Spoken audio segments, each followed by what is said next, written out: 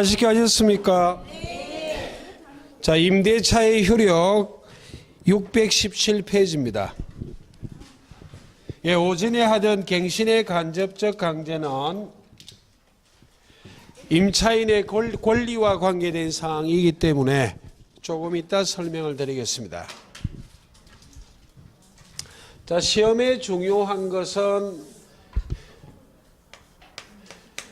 임대인의 의무는 수선 의무가 중요해요. 차임 지급 청구권이 있다. 이건 임차인의 차임 지급 의무하고 물려 있기 때문에 자, 임차인은 채권자에 불과하기 때문에 원칙적으로 임대차 목적물을 현상에 유지하고 수선할 의무는 임대인이 부담하는 게 원칙이에요.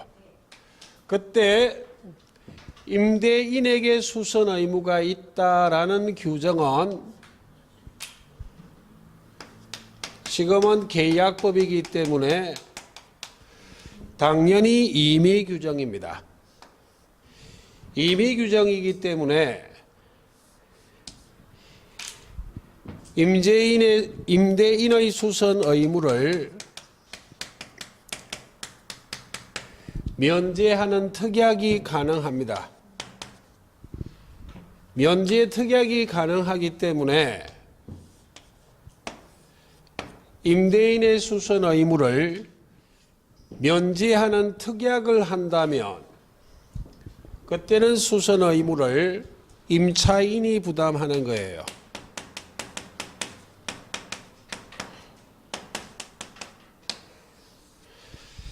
그런데 면제 특약을 하지 않았다면 원칙에 따라 수선 의무는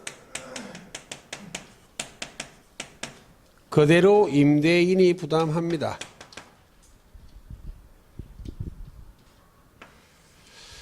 자, 그럼 다시 여기까지 기억하실 것은 임차인이 목적물을 배타적으로 점유하여 사용 수익하지만 임차인은 채권자에 불과하기 때문에 임대차 목적물을 현상에 유지하고 수선할 의무는 원칙은 임대인이 부담하는 것이다. 그런데 임대인이 수선 의무를 부담한다는 규정이 임의 규정이기 때문에 면제 특약이 가능하기 때문에 면제 특약을 하게 된다면 예외적으로 수선 의무는 누가 부담하는 것이다? 임차인이. 까지 이해를 하시고, 그러나 이 경우 비교할 것이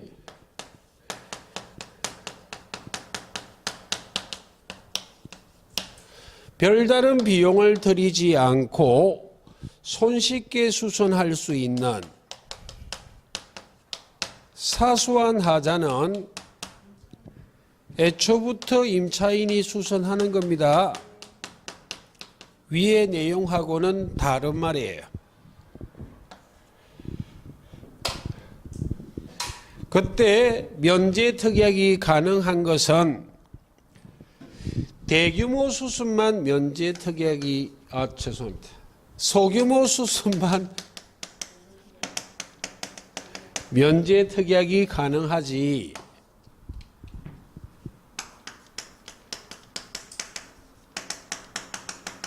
대규모 수선은 면제 특약을 할 수가 있다 없다? 없어요.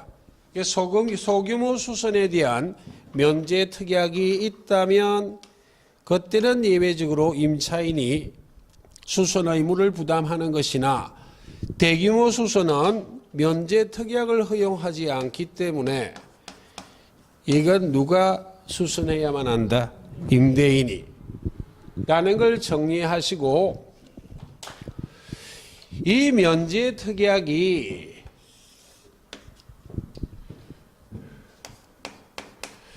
임차인의 권리 중 비용 상한 청구권하고 연관이 있어요.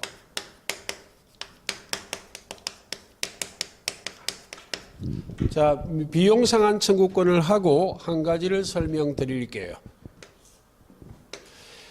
임차인은 채권자에 불과하기 때문에 지상권자, 전세권자와 달리 유익비뿐만 아니라 무엇도 상한 청구할 수 있다. 필요비 상한 청구도 할 수 있다는 것이 독특해요. 그럼 가령 예를 든다면 갑을 간에 임대차 계약하고 갑이 임대인, 을이 임차인, 존속기간 내에는 임대차 목적물은 이 임차인이 배타적으로 점유하여 사용 수익하는 것인데 이 임차인이 목적물에 비용을 지출했다면 필요비를 지출했던 유익비를 지출했던 비용을 지출했다면 비용 상한 청구할 수 있다고요.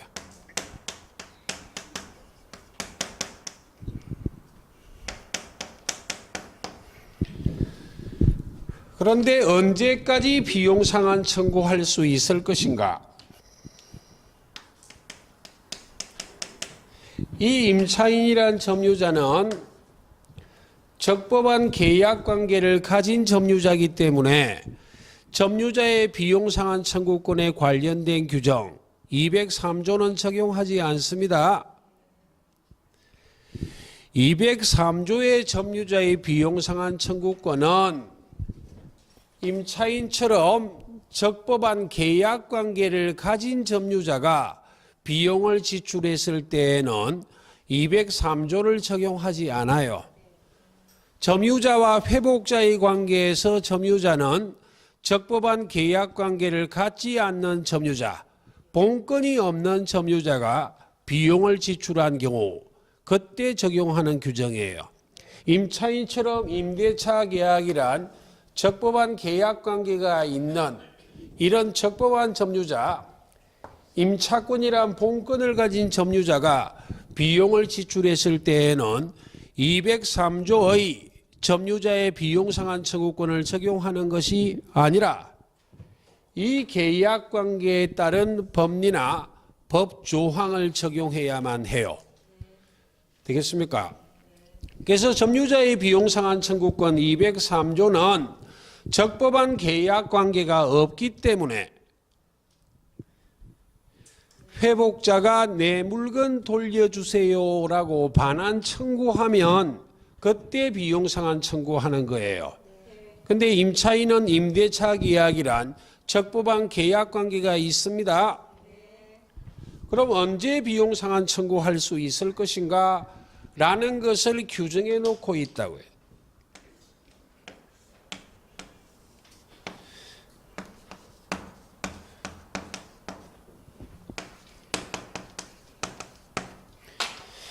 필요비는 지출한 즉시요.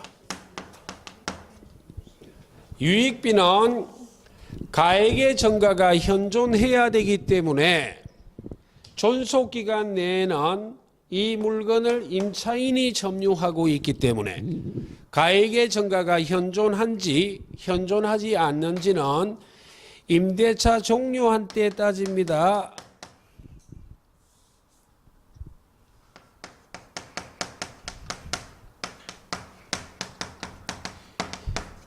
임대차가 종료한 때 가액의 증가가 현존한 경우에 하나여 유익비 상한 청구해요. 선택은 의무를 부담하는 자가 선택합니다.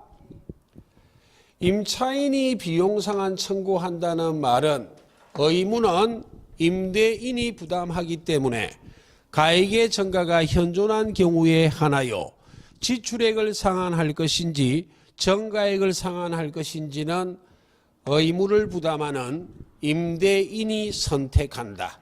임대인은 주로 소유자이기 때문에 소유자의 선택에 쫓아 또는 임대인의 선택에 쫓아 지출액 전가액을 상환하는 것이다. 필요비는 지출한 즉시, 유익비는 임대차가 종료한 때. 되겠습니까? 그럼 언제까지 행사할 것인가 하는 제척기간을 규정해 놓고 있어요. 언제부터 언제까지라는 제척기간이 있습니다.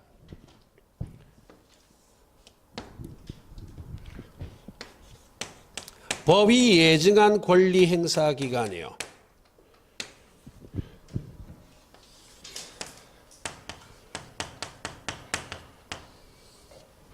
부터까지를 다 시험에 물어봅니다. 이 임대차 목적물을 임대인에게 반환한 날로부터 기산해요.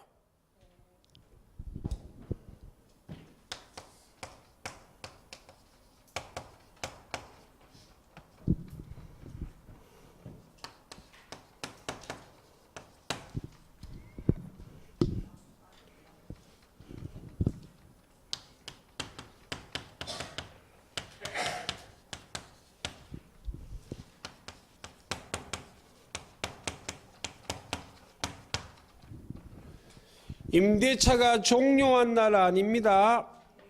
임대차가 종료해도 임차인이 유치권이 있거나 동시행 항변권이 있다면 아직까지 목적물은 반환했다 안 했다? 안 했어요. 목적물을 현실적으로 임대인에게 반환한 날부터 몇 월 내 행사하라고 돼 있다? 6월 내. 이걸 1월 또는 임대차가 종료한 날부터 이렇게 변화를 시켜요. 라고 이해를 하시면 되고, 이 비용상환 청구권은 물건에 관하여 생긴 채권이잖아. 됩니까? 임대차 목적물에 관하여 생겼기 때문에 만약 임대인이 비용을 상환하지 않는다면 이 임차인이 이 임대차 목적물을 딱 점유해두고 인도 거절, 유치권 행사할 수 있다 없다? 있어요.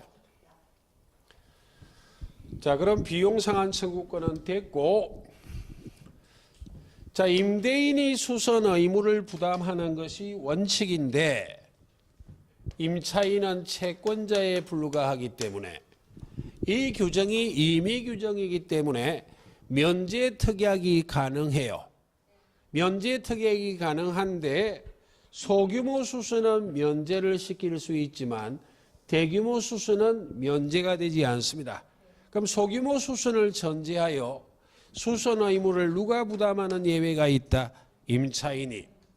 그럼 이 경우에는 임차인이 이 목적물을 수선해도 비용 상환 청구할 수 있다 없다? 없잖아요. 그럼 이런 면제 특약이 결국 비용 상환 청구권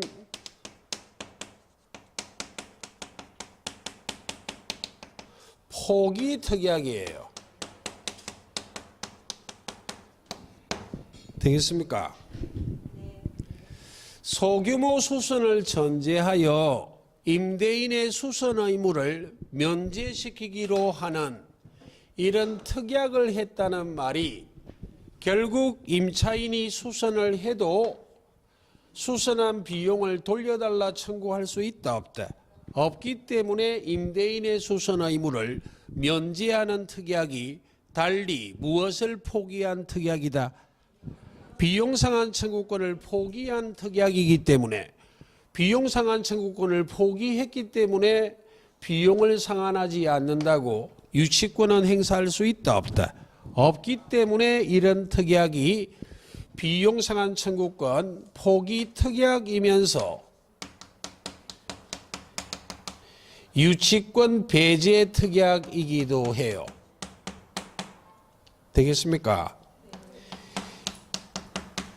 임대인의 수선 의무를 면제하는 특약이 수선을 임차인이 해도 그 비용을 돌려달라 청구하지 못하기 때문에 비용상한 청구권 포기 특약에도 해당하고, 그러므로 유치권을 행사할 수 없기 때문에 무엇을 배제하는 특약이기도 하다.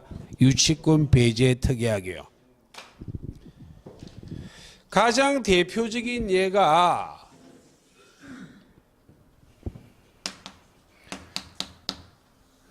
건물을 임대차 할 때 임차권이 소멸하면 그 건물을 원상에 복구하여 명도하기로 한다 라는 약정을 했다면, 임차권이 소멸하면 임대차 목적물을 원상태로 복구해서 돌려줘야 되기 때문에 비용상한 청구는 한다 못한다? 못한다. 못하기 때문에 비용을 지출해도 비용을 돌려주지 않는다고 유치권을 행사할 수는 있다 없다? 없다. 까지 연결해서 이해를 하시면 되겠고,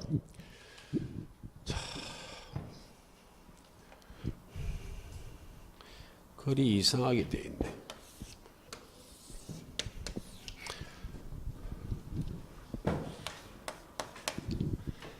자, 갱신의 간접적 강제 해볼게요.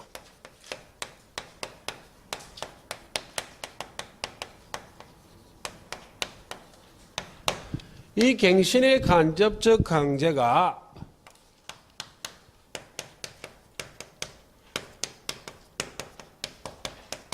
토지 임차인의 지상물 매수 청구권에 관계된 사항입니다. 지상물 매수 청구권은 토지 임차인이요. 자, 민법상 임대차에는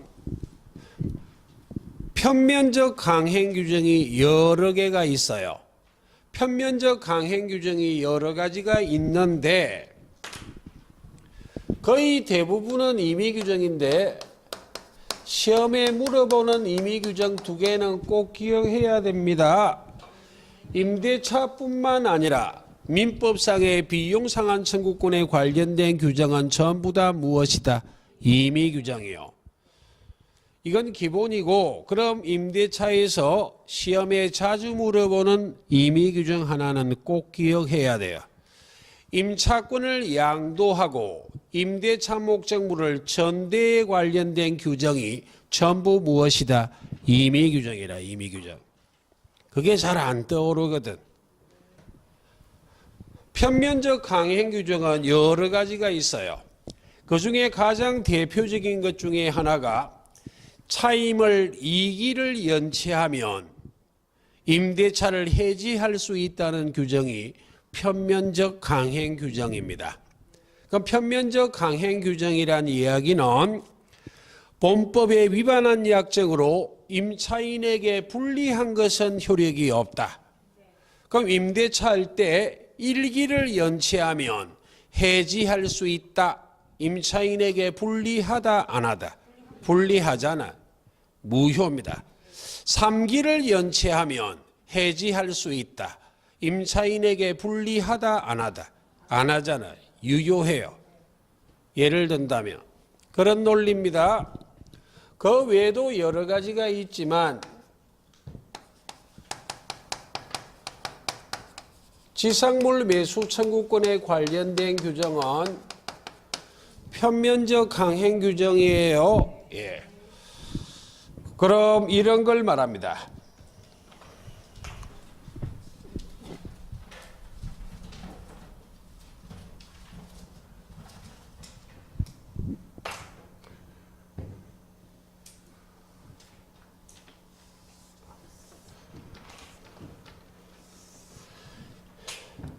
지금 그리는 거는 진짜로 마지막입니다. 지상권자하고 똑같거든. 5, 6월 달에는 이거 안 적습니다. 5, 6월 달에 할 게 많아요. 토지를 소유하는 갑이 있고 그 위에 지상물을 소유하는 을이 있어요. 시험에는 지상물은 건물로 물어본다고. 그럼 타인의 토지에 지상물, 즉 건물을 소유하기 위해서 이 토지에 적법한 권원이 있어야 되는 것인데 타인의 토지에 건물을 소유할 수 있는 권리가 우리 시험에는 대표적으로 3개가 있어. 지상권, 전세권, 임차권이요. 그 중에 임대차 해보자고. 임대차 계약하고 이 토지 임차인이 갑의 토지를 배타적으로 점유하여 사용 수익하고 있다면 건물을 소유하기 위한 적법한 권한이 되죠. 예. 그때 일정한 경우 이 토지 임차인이 토지 임대인에 대하여 권리를 행사할 수 있어요. 지상권자의 지상물 매수 청구권하고 규정이 똑같아요. 643조의 토지 임차인의 지상물 매수 청구권은 지상권자의 지상물 매수 청구권에 관한 규정을 준용한다. 그렇게 돼 있어. 똑같아, 법률 규정은. 제1차적으로 계약 갱신 청구하고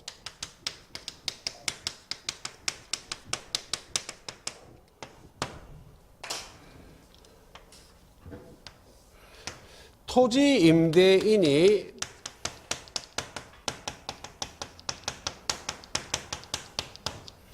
갱신을 거절하면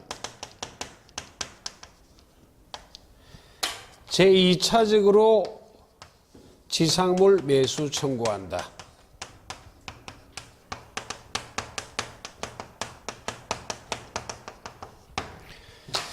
그럼 이 2가지 권리는 지상권이나 임차권이 소멸한 경우에 행사하는 권리입니다.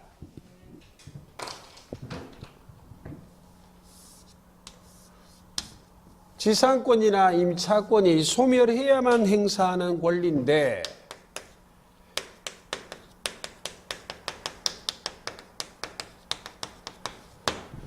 임차권이 소멸할 때 이 토지 임차인의 잘못으로 소멸하면 잘못한 자에게 권리는 인정한다, 안 한다? 안 해요. 즉 토지 임차인의 채무 불이행이 아니어야만 해요. 만약 토지 임차인의 채무 불이행으로 임차권이 소멸했다면 이런 권리는 인정한다, 안 한다? 안 해요. 예를 든다면 차임을 2기를 연체하여 임대인이 임대차 계약을 해지하고 임차권이 소멸했거나 또는 무단양도 전대하여 임대인이 해지하여 임차권이 소멸했다면 이런 권리는 인정한다, 안 한다? 안 해요. 이때는 권리 인정 안 합니다. 그럼 결국 임차권은 소멸했지만 임차인의 채무 불이행이 아닌 경우로 임차권이 소멸해야만 권리를 인정할 수 있다. 여러 가지가 있을 수 있지만 예를 든다면 존속기간이 만료되고 임차권이 소멸했다면 임차권 소멸이 임차인의 잘못이다, 아니다? 아니잖아요. 예를 들었을 뿐이에요. 임차인의 채무 불이행이 아닌 경우로 임차권이 소멸하고 지상물이 현재 존재하고 있다면 제1차적으로 무엇을 청구하고 계약갱신 청구요. 토지 임대인이 거절하면 제2차적으로 무엇을 행사하는 것이다. 지상물 매수 청구. 그때 둘 다 이름은 청구권이지만 청구권은 거절할 수 있지만 형성권은 거절하지 못해요. 이건 청구권이에요. 이건 청구권이 아니기 때문에 형성권이 아니기 때문에 무엇할 수 있어? 거절이에요. 지상물 매수 청구권은 청구권이라 불리우나 실질은 무엇이다? 형성권이다. 이런 절차를 거쳐 지상물 매수 청구하면 토지 임대인은 사야만 됩니다. 즉시 지상물 매매계약이 성립하는 겁니다. 여기까지라면 지상권자하고 토지 임차인하고 법률 규정이 똑같아요. 토지 임대인을 지상권 설정자, 토지 임차인을 지상권자로 바꾸어 버리면 논리는 똑같다 다르다. 똑같아요. 그런데 지상권자는 계약갱신 청구하지 않고 곧바로 지상물 매수 청구하는 것은 절대로 허용하지 않습니다. 근데 토지 임차인의 지상물 매수 청구권은 지금까지는 갱신의 간접적 강제라는 법률 규정했다고. 되겠습니까? 독특한 판례가 하나 있어요. 기간을 정하지 않은 경우 각 당사자는 언제든지 해지 통고할 수 있으므로 임대인도 임차인도 해지 통고할 수 있잖아요. 그럼 임대인의 해지 통고로 임차권이 소멸한 것은 임차인의 채무 불이행이다 아니다? 아니잖아요. 이 경우에는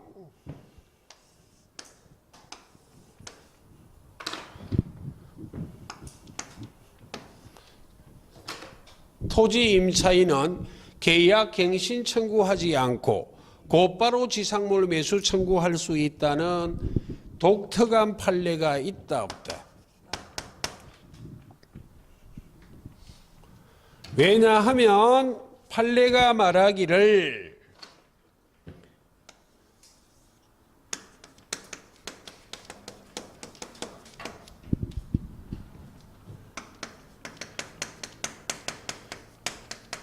임대인의 해지 통고는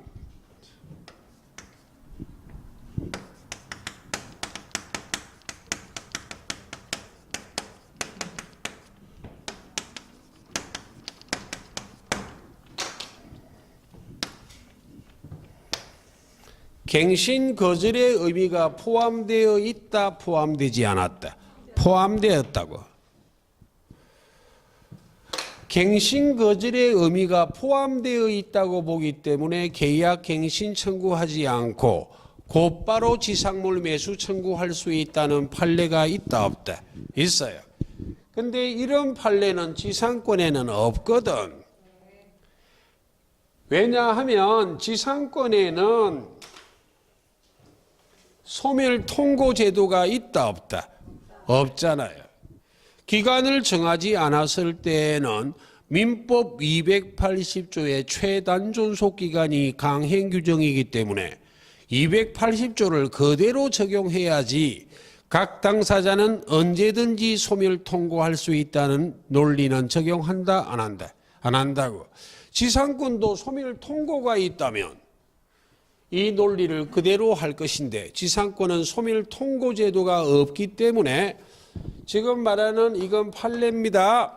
지상권자가 지상물 매수 청구할 때는 법률 규정에 따라 반드시 제1차적으로 계약갱신 청구하고 지상권 설정자가 갱신 거절할 때만 제2차적으로 지상물 매수 청구할 수 있지만 토지 임차인은 법률 규정은 똑같지만 독특한 판례가 하나 있다.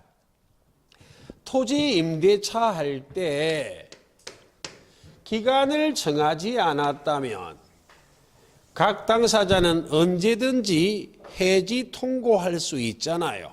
그중에 누가 해지 통고했을 때 임대인이 해지 통고한 것은 결국 토지 비워달라 이 말 아니냐고. 나는 토지를 더 이상 빌려주기 싫어요 라고 통고 알리는 거잖아. 해지를 통고하는 거니까.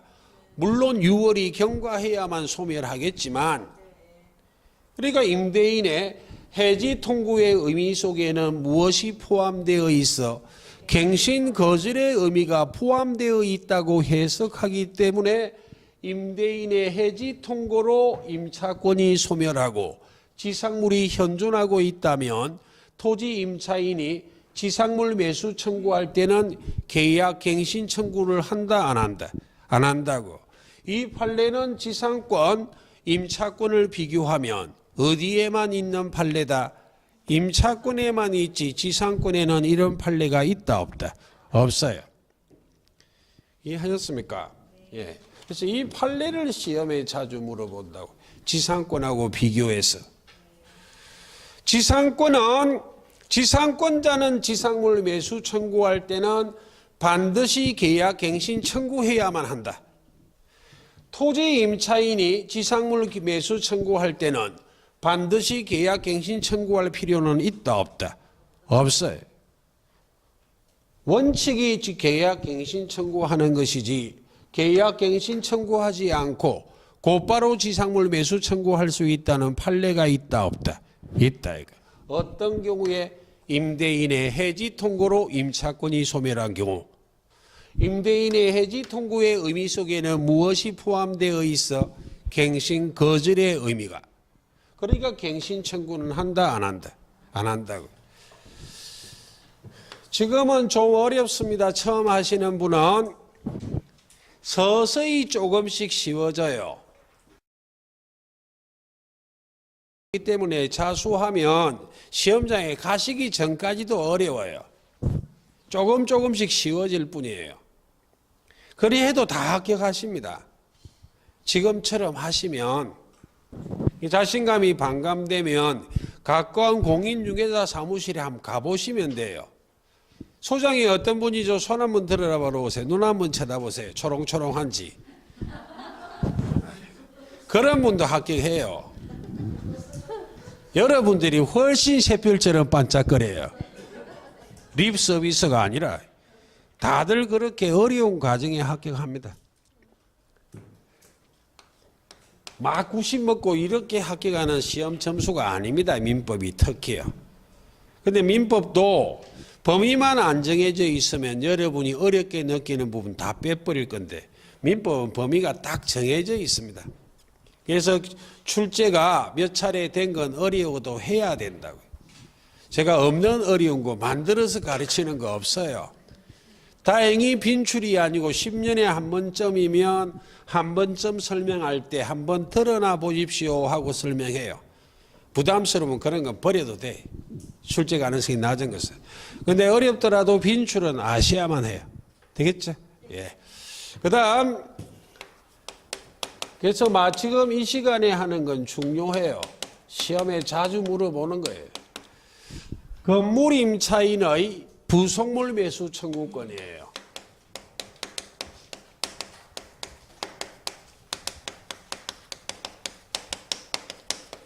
지상물 매수 청구권은 누구의? 토지 임차인의. 부속물 매수 청구권은 누구의? 건물 임차인의.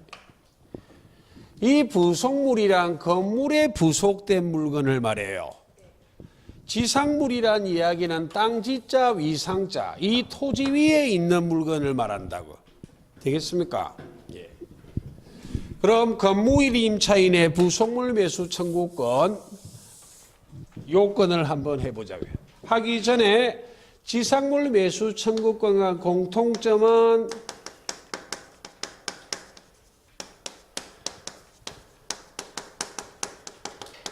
이 또한 편면적 강행 규정이에요.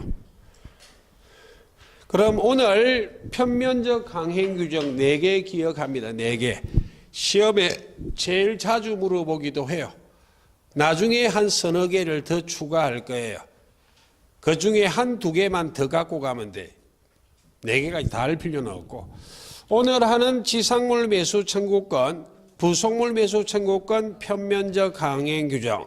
조금 전에 설명드렸던 차임을 2기를 연체하면 임대차 해지할 수 있다. 편면적 강행 규정.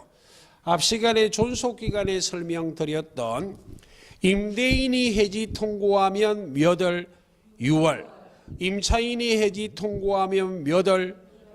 기간에 정함이 없는 경우 해지 통고에 관한 규정이 편면적 강행 규정이에요. 되겠습니까? 그 본법에 위반한 약정으로 임차인에 불리한 것은 효력이 없어요. 임차인이 해지 통고했을 때에는 임차인이 원해 임차권 소멸을 빨리 소멸되는 게 유리하다, 늦게 소멸되는 게 유리하다. 빨리요. 그럼 1월이라 돼 있는데 임차인이 해지 통고하면 6월이 경과하면 소멸한다. 이렇게 약정하면 임차인한테 유리하다, 불리하다. 불리하니까 무효지. 임대인이 해지 통고하면 1월이 경과하면 소멸한다. 빨리 소멸해버려. 임차인에게 유리하다, 불리하다. 불리하니까 무효. 되겠습니까? 편면적 강행 규정 4가지 강조했었어요. 집에 가져서는 있더라도 지금이라도 좀 기억하기 위해 노력하는 게 시험 공부예요. 되겠죠? 예. 자, 편면적 강행 규정입니다. 편면적 강행 규정은 나중에 문제 풀이할 때 챙겨도 돼요. 지금은 가장 기본적인 요건을 기억하는 거예요. 자, 지금부터 요건을 이해해 보자고요. 갑을 간에 건물 임대차 계약합니다. 갑이 임대인, 을이 임차인. 자, 임대차 목적물은 건물이에요. 원칙적으로 이 건물은 임대인 소유잖아. 언제나는 아니지만 임대차 계약은 관리 행위에 불과해요.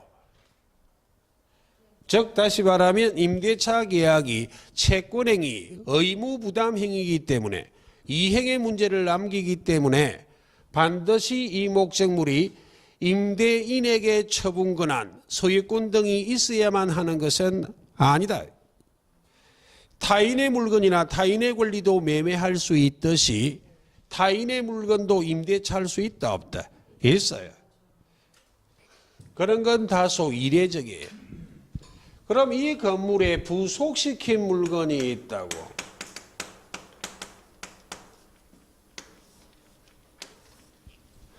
걸적으려고 길쭉하게 그렸습니다. 뭘 부속시켰길래 저래 크지 이런 거 하지 마시고. 부속시킨 물건이 있다면 임차인이 임대인에 대하여 이 부속물을 사라고 청구하는 거예요. 그럼 여기에 하나 알 수 있는 것이 이 부속물이란 물건은 누구의 소유여야만 한다? 임차인 소유 아니냐고. 임차인 소유여야만 하기 때문에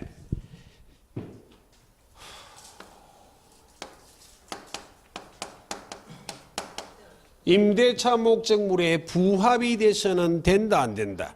안 돼. 임대차 목적물에 부합이 돼버리면 이 물건은 부합물이다, 부합물. 부합물이라 말은 한 개의 건물이 돼버렸다는 말이에요. 부합물이라면 임대차 목적물의 가치를 증가시켰다면 유익비 상한 청구하는 것이지 부속물 매수 청구는 한다, 못한다? 못해요. 부합이 되지 않아야 무엇이 된다고? 부속물이 된다고. 그럼 법률 용어로 들어가면 부합물이라 물건과 부속물이라 물건은 같은 물건이다, 다른 물건이다. 다른 물건이에요. 이 부속물은 임대차 목적물로부터 독립된 물건이라 부합물이라 말은 독립성을 상실한 것이 무엇이다? 부합물이라고.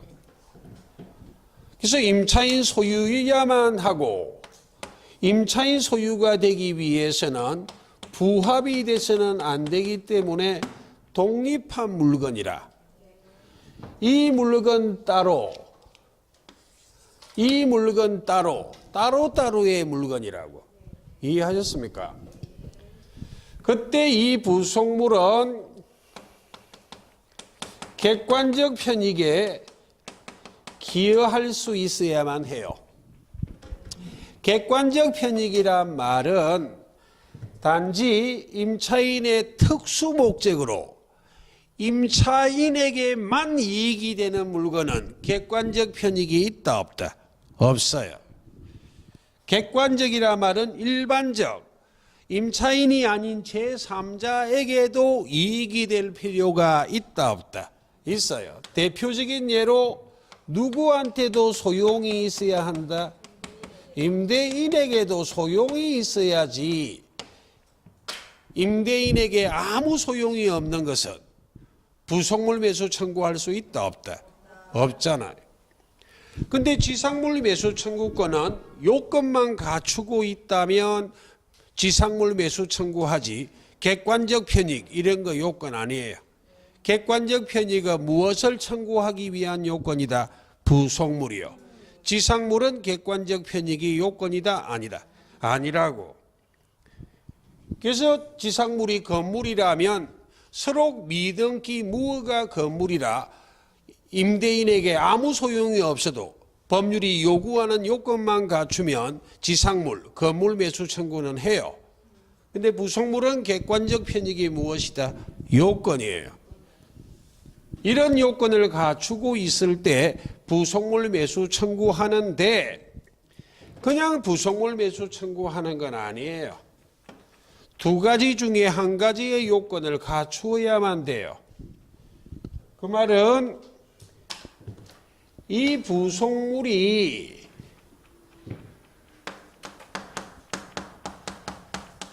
임대인의 동의를 얻어 부속시켰거나 그런 파란 글이지만 필요한 겁니다. 또는 이 부속물이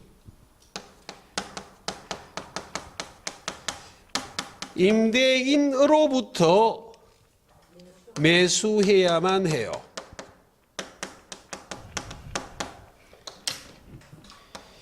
이와 같은 기본적인 요건 외에도 이 둘 중에 하나의 요건을 갖추어야만 부속물 매수 청구하지 이 둘 중에 하나의 요건을 갖추지 못했다면 부속물 매수 청구는 한다 못한다? 못해요. 임대차에서 동의란 말이 오면 언제나 누구의 동의다? 임대인의 동의요. 왜냐하면 나중에 전대할 때 전차인도 부속물 매수 청구할 수 있다고 배울 거예요. 전차인이 부속물 매수 청구에도 임대인의 동의를 얻는 것이지 임차인의 동의는 없어요. 부속물 매수 청구에 동의란 말이 오면 전부 다 누구의 동의를 얻어야 한다? 임대인이요. 라는 걸 약간 주의하고 매수는 임대인으로부터 매수도 있고 전차인의 부속물 매수 청구권에는 임차인으로부터 매수라 말도 있어. 동의는 누구의 동의만 있다고? 임대인이요. 라는 걸 한번 보시고 자 그래서 3, 4월은 임대차는 여기까지 하겠습니다. 양도 전대는 5, 6월 달에 세밀하게 다루고 가지가 민법이고 민사특별법을 좀 해야 됩니다. 그럼 식후니까 잠깐 쉬다가 다음 시간부터 민사특별법을 설명드릴게요. 예, 잠깐만 쉬겠습니다. 예.